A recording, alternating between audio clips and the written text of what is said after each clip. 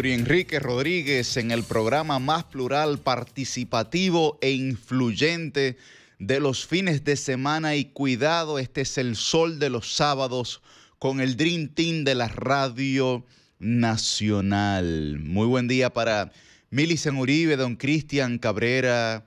Buen día para Fernando Abreu, Roselvis Vargas, don Francisco Guillén Blandino y Ray González. Hoy es sábado 13 de septiembre, ya, bueno, menos de algunas 20, 18 semanas para que este año 2025 llegue a su fin. Agoniza el año. Dirían los poetas que está en el esplendor de su decadencia.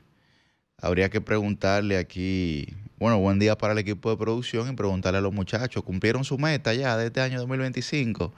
Su meta de ahorro, su meta de... Si alguno quería rebajar, si alguno quería ponerse en shape, no hubo forma. Bueno, otro año llegará y tendremos nuevas oportunidades. Bueno, señores, recuerden que pueden sintonizarnos a través de nuestras diversas frecuencias, la 106.5 FM para Higüey y el Gran Santo Domingo, la 92.1 FM para todo el Cibao, la 94.7 FM para el sur y el este y la 88.5 FM para la bella y hermosa Samaná. Además, como siempre, estamos a través de nuestras diversas plataformas, por RCC Media en nuestro canal de YouTube, solfm.com y por Telefuturo, Canal 23. Todas las vías para que usted pueda permanecer con nosotros el día de hoy en este programa que hemos preparado especialmente para todos ustedes, en donde los hechos noticiosos son abundantes, tanto a nivel nacional como a nivel internacional. Bueno, con lo primero que quisiéramos iniciar el día de hoy es con el asesinato de este joven speaker, de este joven influyente, no influencer, influyente en la sociedad o al menos en la política norteamericana, que es Charlie Kirk, y que ha sido asesinado durante esta semana mientras se encontraba en una especie de debate, de meeting en una universidad. Independientemente del planteamiento, de las posiciones que usted pueda tener sobre las ideas que emanaba, que profesaba Charlie Kirk, él estaba haciendo lo que cualquier joven político debería estar haciendo. Es decir, presentándose ante las academias, ante las universidades, para debatir temas que evidentemente son de su preferencia y que él entendía como los temas adecuados para poder desarrollar la sociedad norteamericana, pero lo hacía en un espacio de respeto y en un espacio sobre todo de intelectualidad. Yo en este mismo espacio, aquí en el Sol de los Sábados, he señalado que las academias de la República Dominicana tienen que convertirse en el espacio natural de diálogo político, como ocurre en los Estados Unidos, que los aspirantes presidenciales, senatoriales, a diputados, se presentan ante las universidades para el escrutinio público de sus estudiantes. Y ahí pueden esbozar una serie de ideas que son mucho más retadoras, porque el grado de aprendizaje o de intelectualidad que existe en las academias es superior al de la mayoría, es superior al de la media de la sociedad. Por lo que eso reta al político a tener que desarrollar una serie de argumentos para intentar convencer o persuadir, cualquiera de las dos condiciones, a la persona que le está preguntando y al público que lo está escuchando. Bueno, este joven Charlie Kirk estaba haciendo eso. Y él, al hacer eso, estaba generando una dinámica que muy pocos actores políticos podían generar, y mucho menos de su edad. Es decir, Charlie Kirk tenía 31 años, yo tengo 30, por ejemplo. O sea, estamos hablando de una persona extraordinariamente joven para el nivel de influencia que había generado en la sociedad norteamericana y a nivel internacional por los seguidores que tenía, inclusive en la República Dominicana. Ahora, ahí hay que plantear varias aristas. Una de ellas es que este joven Charlie Kirk, la selección de temas que tenía, era una selección de temas que dividía, que polarizaba, separatista. O sea, no había una lógica de unión, de confraternidad, no había una lógica de diálogo constante en el sentido de buscar soluciones a los problemas cotidianos y estructurales de la sociedad que él pretendía representar en alguna medida en estos espacios de discusión. ¿Y por qué señalo esto? Porque la mayoría de los políticos de nuestra época se han dado a la tarea de ser políticos polarizantes, del sí o el no, de la derecha o de la izquierda, pero que no conjugan en ningún sentido los matices. Los matices. Y eso es de suma importancia para poder redirigir o reencauzar el destino de una nación. Porque mientras usted permanezca en un discurso divisorio constantemente, lo que va a hacer es decir cuál es el bueno y cuál es el malo. El propio Charlie Kirk señalaba, bueno, en la guerra de Israel contra Palestina, Israel es el bueno, Palestina es el malo. Dice, bueno, pero vamos a ver, espérate, un momento. Vamos a ver, porque ¿en virtud de qué te hace ese señalamiento? ¿En virtud de qué? Otra arista ha sido la defensa de este joven a la segunda enmienda, la Second Amendment de los Estados Unidos, porque es la enmienda que señala la libertad de porte o tenencia de armas para los ciudadanos estadounidenses. Bueno, y algunas preguntas que se les realizaron a él sobre los tiroteos en las escuelas. Él hacía alusión a los tiroteos de las pandillas también, que mencionaran esos tiroteos, pero bueno, el tiroteo de las escuelas, y él decía, son muertes indeseables, fastidiosas, pero es tal vez el precio que tenemos que pagar para que la segunda enmienda permanezca en vigencia y cualquier ciudadano estadounidense pueda portar o tener armas.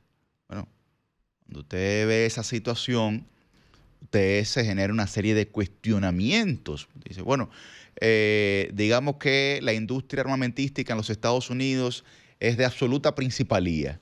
Y ahí el presidente que se mete con eso puede terminar saliendo del Salón Oval y de la Casa Blanca. Perfecto. Ok, ahora, hay una serie de propuestas de una serie de políticos en los Estados Unidos que lo que han señalado es que, bueno, ok, digamos, que no se prohíba el porte o tenencia de armas, pero que al menos haya una restricción de evaluación previa a personas que pretenden adquirir un arma. Es decir, si usted tiene condiciones psicológicas o psiquiátricas que ha arrojado un diagnóstico, usted no debería estar en la capacidad de portar o tener un arma. Si usted tiene reincidencia en el acometimiento de delitos o ilícitos que riñen con la ley, bueno, a usted hay que cuestionarlo para tener o portar un arma. Y así sucesivamente. Mientras usted ve casos como en la República Dominicana, imagínese que aquí haya libre porte y tenencia de armas, usted se va a dar cuenta de que esta sociedad va a estar encuerada, desnuda, porque en cualquier sector de este país cada día nos sorprende la realidad de la salud mental. La salud mental. Bueno, el más reciente, que fue un hecho en Naco, uno de los sectores más pudientes y pujantes de este país, no el distrito, de este país. Bueno, usted vio que hay gente que tiene esas condiciones de salud mental o psiquiátricas.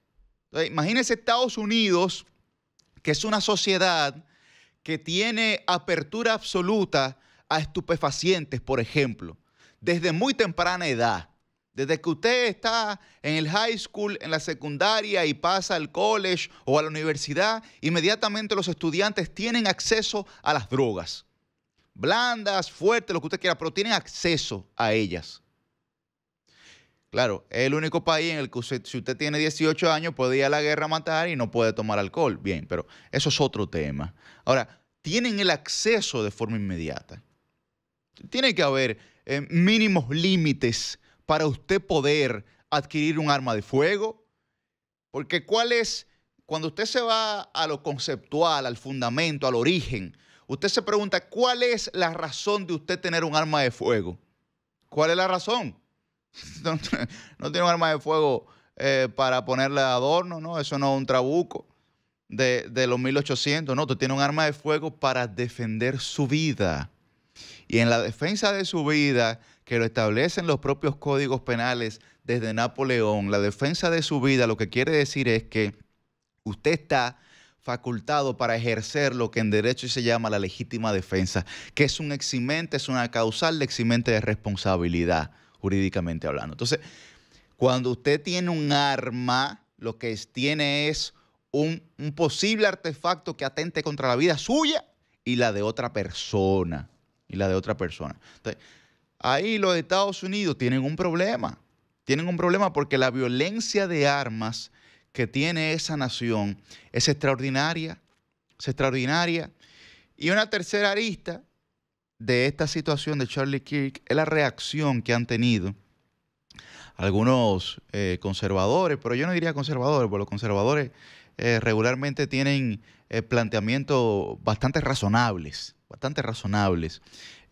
Yo diría gente de la extrema, ¿no? Derecha, etcétera. Bueno, que la izquierda mató a Charlie Kirk, que el progresismo es violento. Digo, señores, pero primero eso muestra un amplio desconocimiento de la historia. Un amplio desconocimiento de la historia, al menos en Latinoamérica, en el patio de Estados Unidos, muestra un amplio desconocimiento, porque lo que hemos sufrido la violencia política de forma sistemática hemos sido los latinoamericanos, de parte de Estados Unidos. Pero bueno, también que se diga que la izquierda mató a Kirk. Bueno, pero no se sabía hasta el día de ayer quién había asesinado a este joven. Y de inmediato hay acusaciones. Bueno, pero se ha visto ahora, se ha demostrado que el joven que ha capturado las autoridades de Estados Unidos por la muerte de Charlie Kirk era un joven que pertenecía a una familia de blancos tradicionales y que su familia entera estaba inscrita en el Partido Republicano. Era MAGA. MAGA es lo de Make America Great Again. Hacer América grande de nuevo, que es el eslogan de Donald Trump. Bueno, la familia de este joven, que es el principal sospechoso del atentado contra Charlie Kirk, es MAGA y es republicana. Usted dice, bueno, pero ¿qué pasó ahí? Por eso, cuando se van a hacer acusaciones o señalamientos, usted tiene que tener mucho cuidado con eso.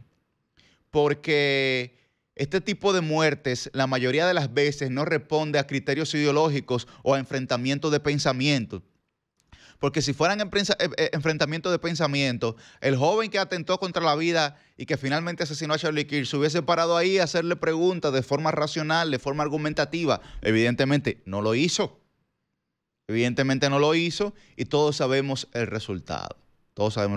Pero resaltar como comencé en esta reflexión, que Charlie Kirk estaba haciendo lo que todo joven político debe de hacer. Confrontar sus ideas, enfrentar esas ideas en el marco de la intelectualidad, en el marco de las academias, verse retado por jóvenes con una amplia curiosidad sobre la vida, muchas veces por la falta de orientación que tienen desde la casa hasta la propia escuela, hasta las propias universidades, y que gente pues pueda de alguna manera promover su pensamiento, y si genera adeptos suficientes dentro de esos jóvenes, maravilloso. Ahora, crítica que uno puede hacer, no se estaba promoviendo un pensamiento crítico, sino que se estaba promoviendo un dogma. un dogma, se estaba promoviendo un dogma, una ideología, un método de pensamiento que tiene todo el derecho de hacerlo. Todo el derecho de hacerlo, porque así como yo digo, bueno, la crítica, eso, que esté promoviendo un dogma, bueno, pero la crítica es también que la otra parte no lo esté haciendo. Y si la otra parte no tiene la condición argumentativa de hacerlo, como este joven lo estaba haciendo, bueno, también critico a la otra parte por no hacerlo. Y hay que decir algo aquí bastante claro. A este joven lo asesinaron por la capacidad de efectividad que tenía en la transmisión de sus ideas. Es decir, en la manera en cómo era capaz de poder transmitir de forma llana, en palabras coloquiales, que la gente podría sentirse hasta representado en sus palabras, fue, digamos, desde nuestro punto de vista, la principal causante de que a este joven lo hayan asesinado. Porque en política a veces se confunden dos conceptos que la gente entiende como sinónimos, que es convencer y persuadir. Bueno, el convencimiento es cuando usted entiende que la idea que le han planteado es la idea más correcta. Pero aunque usted esté convencido de esa idea como la más correcta, usted no ejecuta ningún tipo de acción, no se moviliza, no actúa en virtud de esa idea. Mientras que la persuasión es cuando usted decide movilizarse en virtud del conocimiento que previamente ya ha adquirido. Y ese joven Charlie Kirk, bueno, era un joven que lograba persuadir y movilizar, porque ahí donde él fue asesinado, había más de 3.000 jóvenes, más de 3.000 personas escuchando lo que tenía para decir, Así que muy lamentable la muerte, el asesinato de este joven, muy lamentable, pero quería compartir todas estas aristas porque nuestra sociedad requiere de políticos que comiencen a hablar de unión, de cómo podemos solucionar problemas cotidianos y estructurales más allá de temas que dividen a nuestra sociedad. Los temas polarizantes todo el mundo lo conoce, temas de sí o no, temas de yo no creo en esto, y si tú no crees en lo que yo creo, entonces tú estás en lo incorrecto. Si tú no crees en lo que yo creo, entonces tú eres el malo. Inmediatamente se genera un señalamiento, un juicio de valor que lo que hace es contaminar el debate. Y bueno, nosotros tendríamos que como sociedad lograr rebasar esa contaminación de ideas para entonces poder de alguna manera u otra, solucionar temas. Señores, entre esos temas que hay que solucionar, está el tema eléctrico. Que no hemos podido dar pie con bola en este tema. Pero bueno, lo último que ha pasado ha sido el decreto que ha salido durante esta semana, que ha generado bastante preocupación. Y yo pienso que este decreto es una gran oportunidad para la clase política de este país, sobre todo la oposición, para colocar entredicho, exponer al partido de gobierno. Por varias razones. Empecemos por lo más fundamental, que es los principios o el preámbulo de un decreto, de una ley. Este decreto, me parece que es el 527-25, señala que de emergencia se tienen que realizar una serie de adquisiciones para el sector eléctrico y energético de la República Dominicana para evitar la crisis en la que estamos sumergidos el día de hoy de constantes apagones. Pero ¿qué ocurre, señores? El concepto de emergencia es aplicable única y exclusivamente cuando la situación que se ha presentado no se podía prever. Es decir, cuando la situación que se ha presentado era imposible planificarla. Cuando la situación que se ha presentado por un caso fortuito o de fuerza mayor. porque el Estado estaba incapacitado de en alguna medida generar un análisis de escenario que le proveyera lo que iba a ocurrir en términos prospectivos. Eso no es lo que ha pasado. Eso no es lo que ha pasado aquí. Eso no es lo que ha pasado aquí. Con ese decreto, el gobierno dominicano ha hecho una especie de striptease, ¿no? Se ha ido desnudando parte por parte. Parte por parte, porque de lo que usted me está hablando a mí aquí es que usted va a violentar todos los regímenes de transparencia, de compras y contrataciones, de la ley 340-06 y ahora la nueva ley de compra y contrataciones. Para usted poder hacer una serie de compras multimillonarias en dólares, sin ningún tipo, en lo absoluto, de requerimientos posteriores en términos de auditoría, de transparencia y de rendición de cuentas. Pero no obstante eso, genera más suspicacia que antes de que ese decreto se haya lanzado, las barcazas que se pretenden contratar ya estuviesen de camino a la República Dominicana. Es como si hubiese una negociación previa antes de que el decreto hubiese sido emitido. Pero peor aún, bien, se emite el decreto, bien, no se corresponde con los criterios de la emergencia, ok.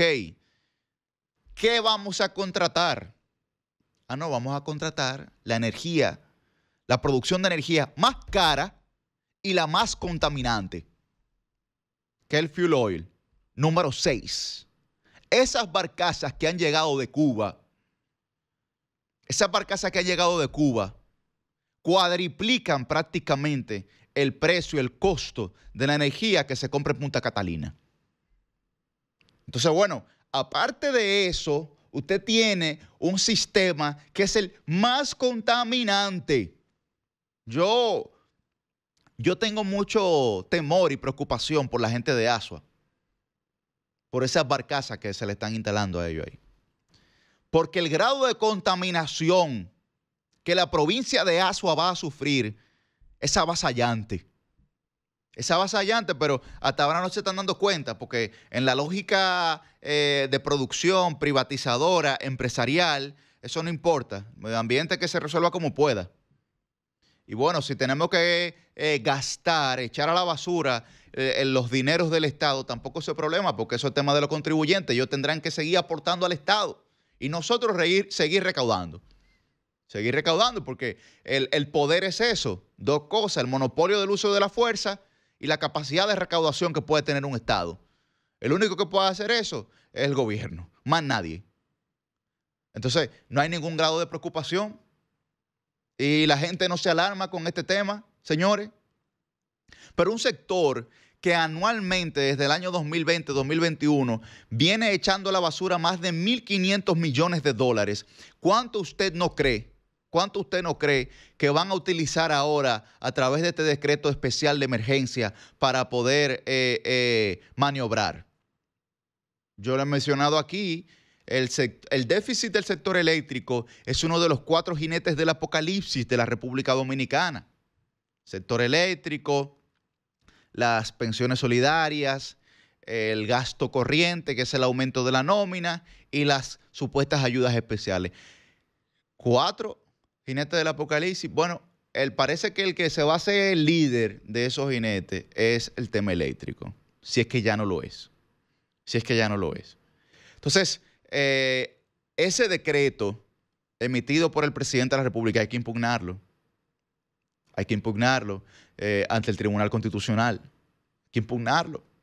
Porque el esfuerzo y el sacrificio al que están sometiendo a este país es impresionante, sobre la base de la improvisación. Porque yo comencé explicando aquí cuál es el criterio para un decreto de emergencia. Bueno, un criterio para una emergencia nacional es lo que ocurrió con la pandemia, para que usted me comprenda. Y aquí hay que recordar algo, señores. Antes de que el PRM ganara en el año 2020, para aprobarle 15 días, 20 días, 30 días de emergencia al gobierno, era como vamos a ver los congresistas del PRM. Y bueno, saltó una que hoy ha estado entredicho, que me parece que es Josefa Castillo, diciendo, no, el COVID se lo inventó el PLD. Y luego salieron una serie de médicos y doctores vinculados al PRM, que luego familiares fueron ministros y funcionarios, diciendo que la talvia destruye al COVID. Es una serie de fabulaciones. Usted dice, bueno, pero ¿qué países que quieren? ¿Qué países que quieren? Entonces, hay que recordar eso, señores. En el momento más complejo y difícil que tenía este país, que fue con la pandemia, el PRM se negaba absolutamente a aprobar los estados de emergencia. Pero bueno, ¿qué ocurrió después que asumieron el poder? Que aprobaron un estado de emergencia por un año completo, porque tenían los votos suficientes. Un año duró este país en emergencia, en compra de emergencia, en adquisiciones, en gasto de recursos. Tal vez hay gente que todo eso no lo recuerda, pero aquí hay que hacer memoria. Hay que hacer memoria. Entonces, en este caso de ese decreto de emergencia energético, es lo mismo. Es lo mismo. Pero ahora, evidentemente, tratando de resguardarse en una crisis que ellos mismos han generado. En una crisis que ellos mismos han generado, porque esta crisis no la ha generado absolutamente nadie más que no haya sido la actual gestión gubernamental. La actual gestión gubernamental, o sea, tienen que asumir absoluta responsabilidad sobre el problema de la energía eléctrica que existe en la República Dominicana, porque eso no existía antes de ellos llegar al poder. Bueno, ahí está la situación. Yo pienso que este país merece otra clase de actitudes de parte de sus gobernantes. Porque lo que hasta ahora nosotros hemos venido observando es que hay una actuación sin ningún tipo de rubor hacia el cuestionamiento público, hacia la legitimidad social, hacia lo que la gente piensa, sin ningún tipo de rubor. O sea, no existe un sentimiento a lo interno, de introspección, yo no diría de vergüenza, pero sí de responsabilidad frente a la sociedad que usted y funcionarios dirigen, bueno, que está hasta el hartazgo de este tipo de situaciones, hasta el hartazgo. Otro tema que se ha hablado durante esta semana, señores, es la situación de la Policía Nacional, de los famosos intercambio de disparos. ¿Qué ocurre?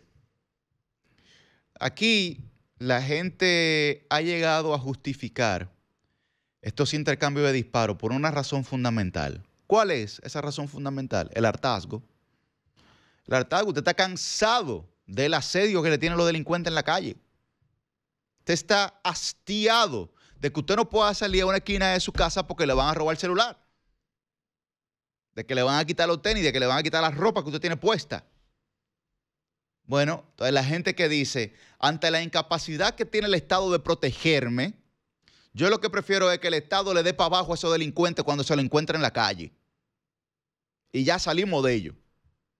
Esa es la visión que tiene la gente. La gente está tan cansada de poder salir a la calle, de no poder salir a la calle sintiéndose seguro de una esquina a otra, que lo que dice es, bueno, si el gobierno, si el Estado no me provee la seguridad que constitucionalmente me tienen que garantizar, entonces a estos delincuentes que nadie puede con ellos, porque usted habla con ellos, los mete presos, luego son reincidentes, salen a la calle, hacen lo mismo, usted habla con ellos y es como que no habló con nadie. Bueno, que le den para abajo. Eso es lo que la gente pensaría. Bueno, pero bajo esa lógica, ocurren cosas como la que ocurrió esta semana. Bueno, que fueron a una barbería y en la barbería habían unos delincuentes, le dieron para abajo, como comúnmente la gente comprende la expresión, a los delincuentes, pero también al barbero y a un cliente. Y el barbero, según los testimonios, el barbero levantó las dos manos y dijo, no, que yo soy el barbero, espérense. No, usted se fue también. Bueno, dirían los norteamericanos, daños colaterales. Cuando matan, mueren personas que no tendrían que morir en un escenario de intervención. Entonces, usted comienza a preguntarse cuántas personas inocentes que no tienen nada que ver con la delincuencia en nuestro país han fallecido porque el abordaje de nuestra policía es un abordaje bruto. Es un abordaje que aunque la policía viene aquí, habla con nosotros, se expresan en los medios, salen y dan ruedas de prensa, de que han generado unos protocolos, de que han generado una serie de iniciativas para que la organización responda de una forma distinta. No. ¿Qué protocolo ni protocolo? O sea, si te encontré de frente, te fuiste, te jodiste. No, pero es que esa no puede ser la lógica en la que nosotros actuemos como sociedad, señores. No puede ser la lógica en la que nosotros actuemos como sociedad. Porque, hoy fue el barbero, pero el día que nos toque a alguno de nosotros, que un familiar, que un ser querido, que una persona cercana a nosotros, estando en un lugar indebido, no indebido porque estaba cometiendo un hecho, sino porque el contexto que había del lado de esa persona era de delincuencia y de ilícito frente a la ley. Es decir, no porque la persona estaba haciendo algo negativo, no porque se le prohibía estar en ese momento, en ese espacio.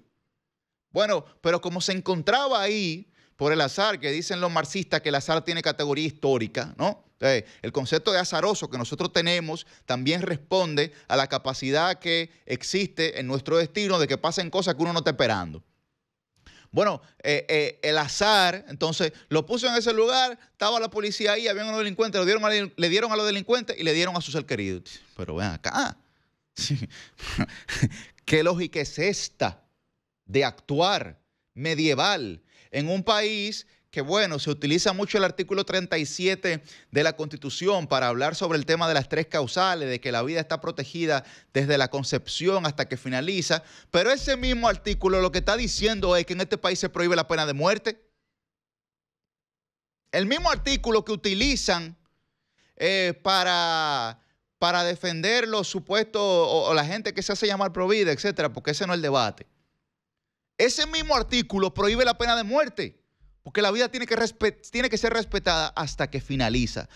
Bueno, que el sistema penitenciario de nuestro país no tiene las condiciones suficientes como para lograr la reinserción de ese ciudadano que ha sido sometido a la justicia y que luego se le ha ligado una pena. Entonces, lo que hay que resolver es el sistema penitenciario, incapaz de reinsertar a una persona en la sociedad. Ahora, la otra pregunta que hay que hacerse: ¿por qué los principales actores delincuenciales de la República Dominicana oscilan entre los 15 y 25 años de edad? Bueno, por razones cognitivas, en algún sentido, porque el lóbulo frontal o prefrontal, que es donde usted toma sus decisiones, esta parte que está aquí delante del cerebro, termina desarrollándose a partir de que usted cumple los 25 años. Ya a partir de ahí ya usted se desarrolló plenamente. Ahora, hay otro factor que es un factor que depende de las políticas públicas que aplica el Estado. ¿Cuál es ese factor? Bueno, ¿tiene que ver la policía en la formación cognitiva, pedagógica y de valores de un niño, de una niña que nace inocente? En lo absoluto que no. Son otras las instituciones del Estado las que están llamadas a responsabilizarse de que el niño, la niña, no lo críe el barrio para que luego no termine siendo un delincuente o una delincuente, para que luego no termine convirtiéndose en un ente letal para la sociedad dominicana con apenas 15 años. Pero esa conversación nosotros no la estamos teniendo. Aquí hay una reforma policial. Sí, pero es que la reforma policial, usted puede traer los policías de Suiza y la actuación del dominicano que se enfrenta al policía seguirá siendo la misma. Porque el origen de estas consecuencias que nosotros estamos viendo hoy están en otro escenario. En otro escenario. Entonces, dígame usted qué de diferente tiene estas ejecuciones con las ejecuciones que hacía el régimen dictatorial. de Trujillo. Dígame usted qué diferencias tiene. O sea, ¿qué diferencia usted puede palpar? Así como cuando usted ve dos fotos que lo ponen, encuentre las 7 diferencias. ¿No? Dice, que en estos libros, en estos cómics, encuentre las 7 diferencias. Bueno, ¿cuál diferencia usted puede encontrar en eso? Qué bueno que al menos la ministra de Interior y Policía tomó una decisión de suspender a estos agentes, de suspenderlos y generar una investigación para ver qué fue lo que ocurrió. El Estado ahí está llamado a resarcir a los familiares de esas víctimas, de inocentes, del barbero, del cliente, y estaría llamado el Estado a hacerlo cada vez que se encuentra en un escenario como ese, porque digamos, bueno, justifiquemos, la policía llama acción legal a esas ejecuciones, bien, justifiquemos que los delincuentes iban a enfrentarse a la policía, no hay problema. Que la mayoría de las veces ocurre así, porque cuando el delincuente se ve atrapado por la policía no se entrega, sino que comienza a agredirlo, a dispararle, etc. Ok, saquemos eso de la ecuación. Ahora, las víctimas inocentes, ¿qué vamos a hacer con esos familiares? Si esa víctima tenía niños que han quedado en la orfandad, ¿el Estado lo va a asumir? ¿El Estado lo va a asumir o va a dejar que corra la misma suerte que corrieron los asesinos de su papá? Es una pregunta que hay que hacerse aquí. ¿Quién va a asumir esos niños que potencialmente quedan en la orfandad cada vez que una víctima inocente se va en este tipo de intercambio de disparos o de ejecuciones? Bueno, pero vamos a pensar en los pastores de Villa Altagracia que la policía asesinó. Yo quisiera saber si el Estado asumió los niños de esas víctimas que permanecen en la orfandad. ¿Lo asumió el Estado? Porque es la responsabilidad del Estado. Es la responsabilidad del Estado. Entonces, cada vez que este tipo de cosas ocurren y que ciertamente muchas veces nosotros decimos de forma jocosa, bueno, final feliz, un delincuente menos. Lo que hay que pensar es que muchas veces no solamente se va el delincuente, sino que también se van personas inocentes. Y que el Estado, indiferente ante las consecuencias que genera esa muerte de ese inocente, le importa lo que ocurra con su descendencia o con la familia que ese barbero o que cualquier víctima estaba sustentando económicamente. Entonces, en todo eso es que nosotros tenemos que comenzar a pensar cuando nos alegremos de que en un famoso intercambio de disparos desaparecieron 3 personas que lo que tenían era en asedio absoluto a un barrio, a una comunidad, a un sector, a un país. A un país. Entonces, bueno, fundamental el tema educativo. El tema educativo. Fundamental el sistema penitenciario, que aquí, bueno, se habla de la justicia independiente, el sistema penitenciario lo controla el Ministerio Público, pero el gobierno tiene más de 5 años que no le aumenta un chele al Poder Judicial y no le aumenta un chele al sistema de persecución que el Ministerio Público. Entonces dice, bueno, ¿cuál es la supuesta justicia independiente, ¿no? Usted se hace toda esa serie de preguntas. ¿Por qué? Porque en un país como este, señores, la voluntad se traduce en recursos.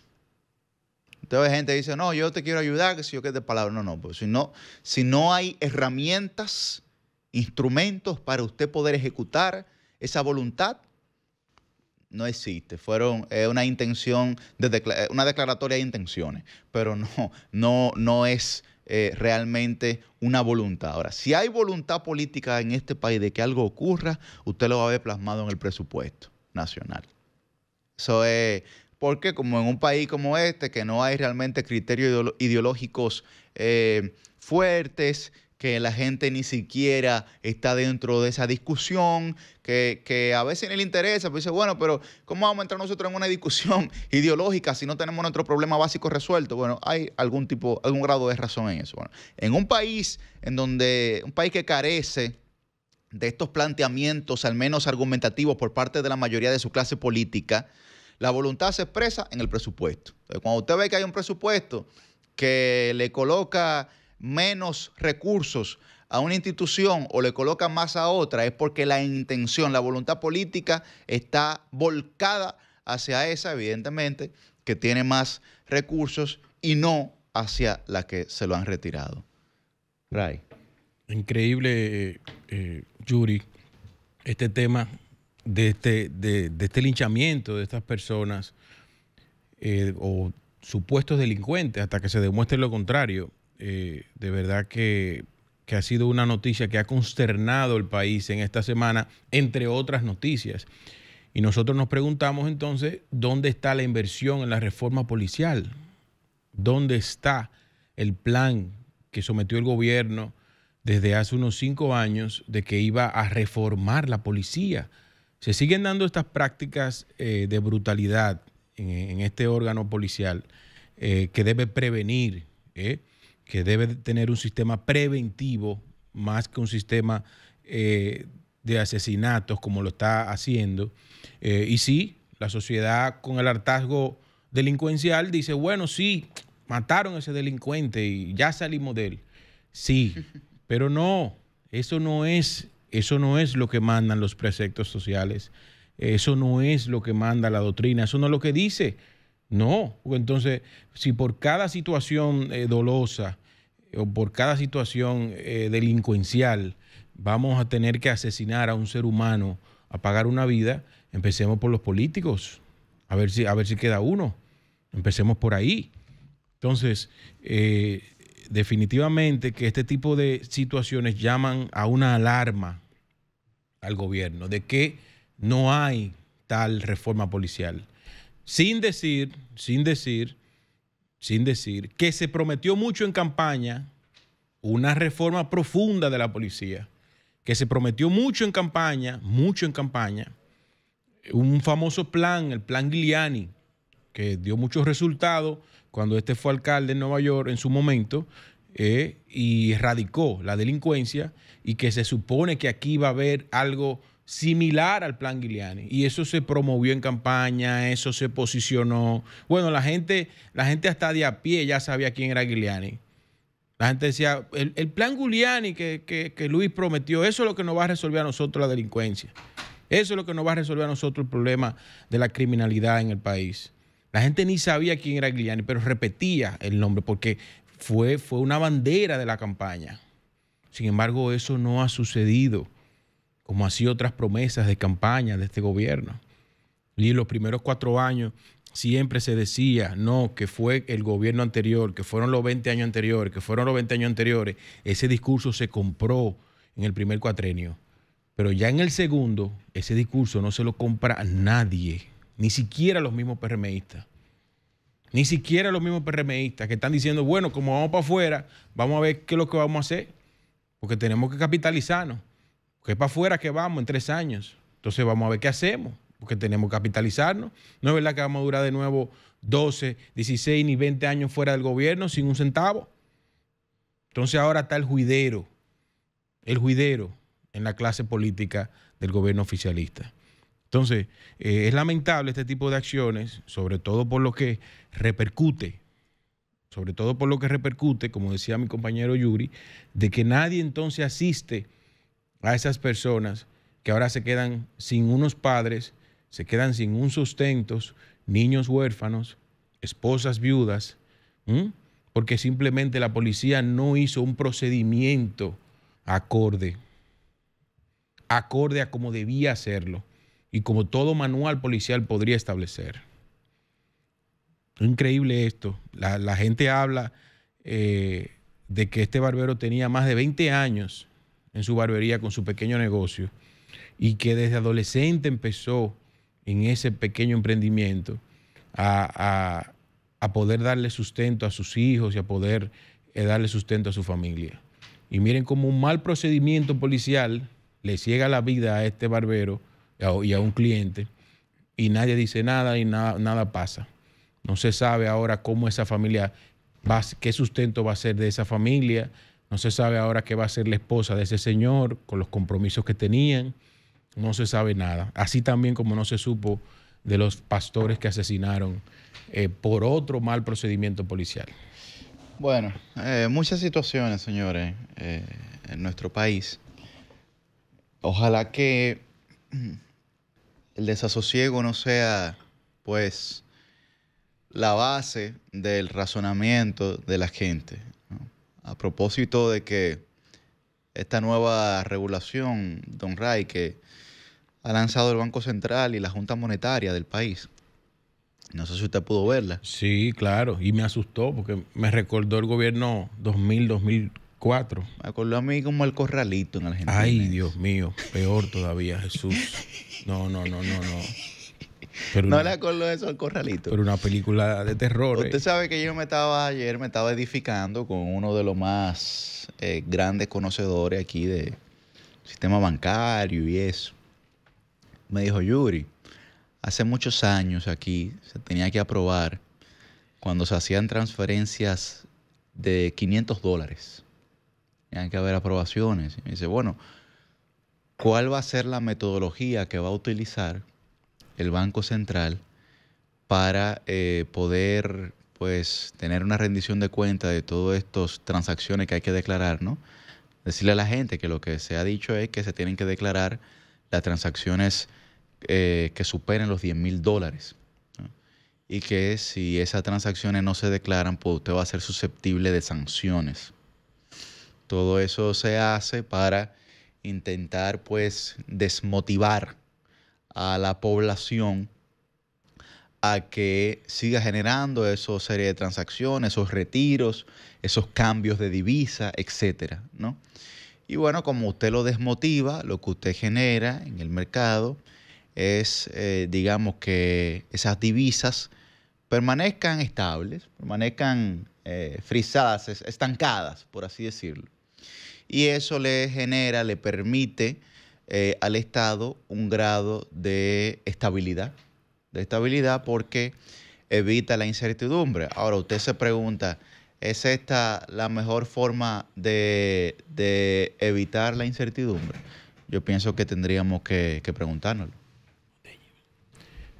Bueno, primera vez que nosotros, bueno, tú supiste que estuve fuera ahora. Sí, sí. Primera vez que en el banco me retienen, por lo menos por unas 3 horas, cuando pedí cambiar unos dólares para poder llevarme efectivo. ¿Qué? Usted Y está eso, poderoso. eso me llamó poderosamente la atención porque la gerente me dice, no, a partir de ahora hay que enviar unos correos, hay que esperar una aprobación, espérate. Y yo nunca había estado en el banco por lo menos más de unos 10, 15 minutos. Y ese día tuve que estar 2 horas a esperar un correo de aprobación. A mí me sorprende, don Ray, porque el gobierno ha dicho que este es el gobierno con más fondos de dólares, con más reservas de dólares en la historia de la República Dominicana. Eso es lo que ha establecido los informes del Banco Central y esa es la seguridad que nos da a nosotros de que la tasa cambiaria nunca va a variar de manera considerable.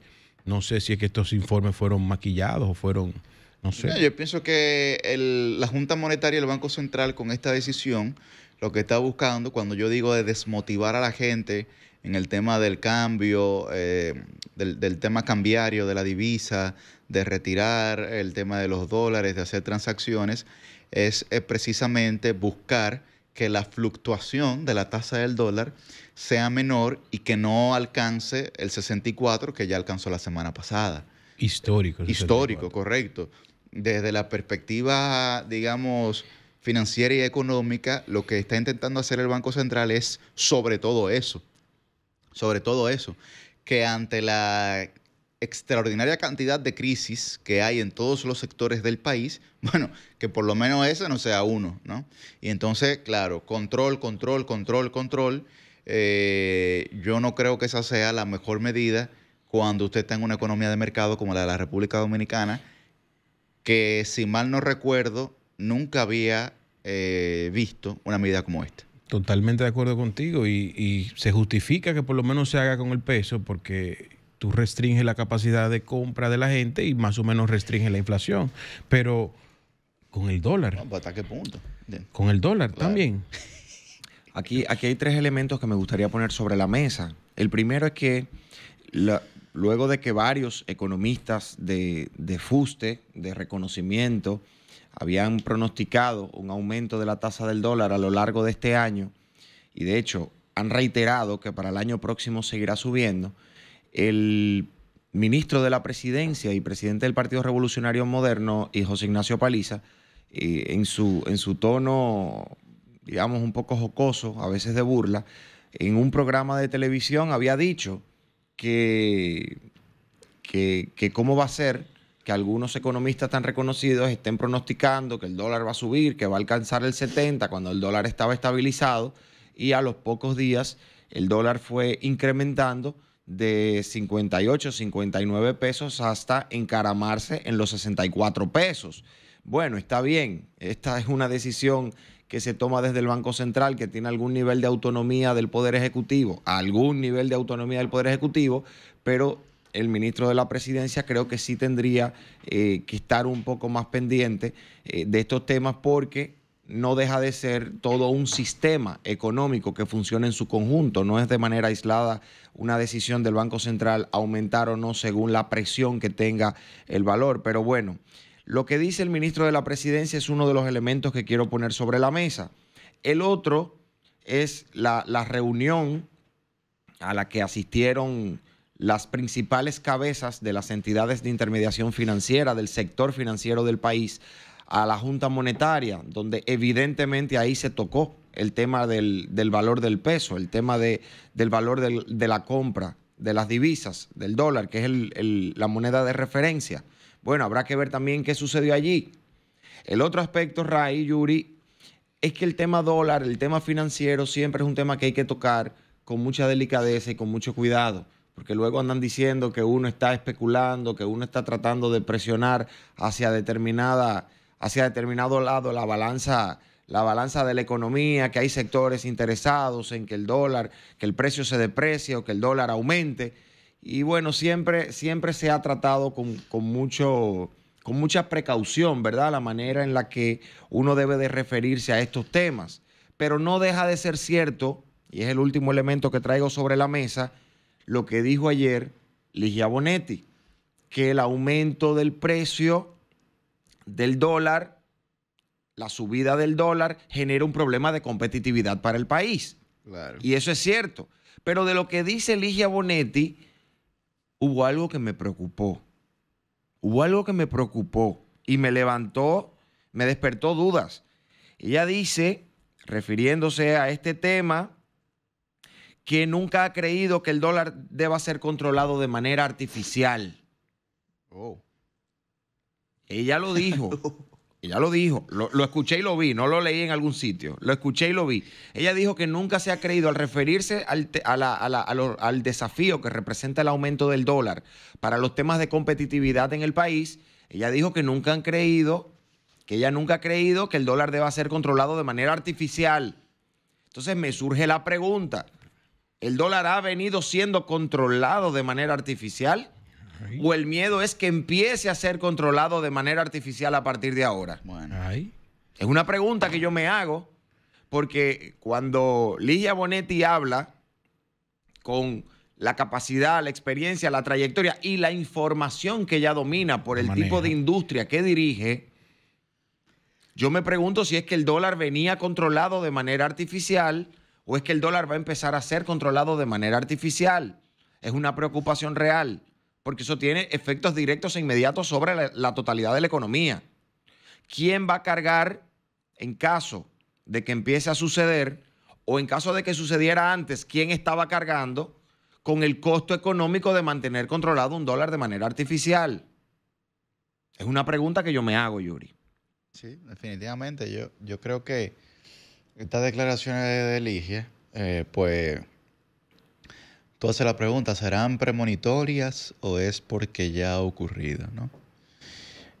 Yo pienso que la decisión que ha tomado la Junta Monetaria es porque ya ha ocurrido. Y las fluctuaciones tan severas que se han dado, que no son fluctuaciones, tú sabes, que tú dices, bueno, hay un patrón conductual del dólar, de la tasa cambiaria, que mes tras mes se puede evidenciar lo siguiente. No, claro, usted ve una fluctuación de un día a otro. Es como para callar el tema. Es como si se tratara de otra propaganda más de parte del gobierno. Porque el gobierno no tiene la capacidad absoluta ni determinante, pero en gran medida tampoco la tiene el Banco Central, de poder evitar la fluctuación de la tasa del dólar.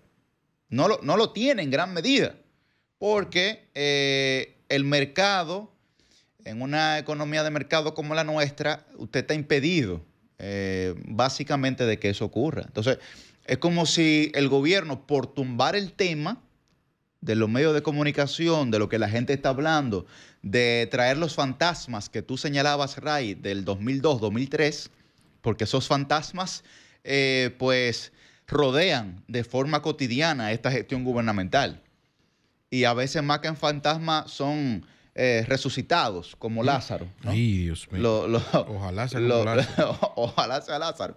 Pero lo sacan de la tumba. Entonces, hay que esperar lo que va a ocurrir, pero genera alarma esa decisión de la Junta Monetaria, genera suspicacia y alarma lo que ha señalado Ligia, porque no está hablando cualquier persona. Y no dejes de agregar ahí, que en la reunión con los presidentes de las entidades de intermediación financiera, a partir de esa reunión, la Junta Monetaria tomó una serie de decisiones para, de alguna manera, fortalecer las sanciones en contra de las entidades y de los agentes del mercado cambiario, entre las que se encuentra que hay que reducir la diferencia entre la tasa de compra y la tasa de venta, porque hay que reducir los márgenes de ganancia. Ese otro. Eso me da la impresión también de que esa resolución de la Junta Monetaria va enfocada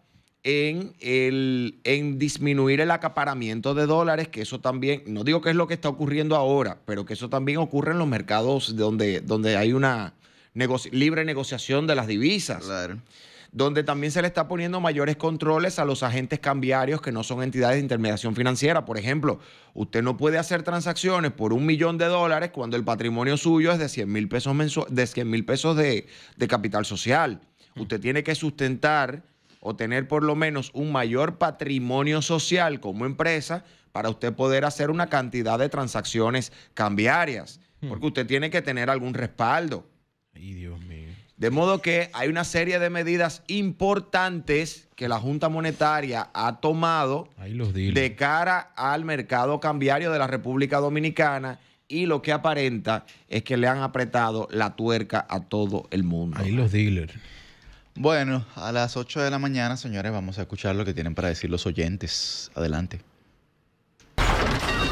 Comunícate 809-540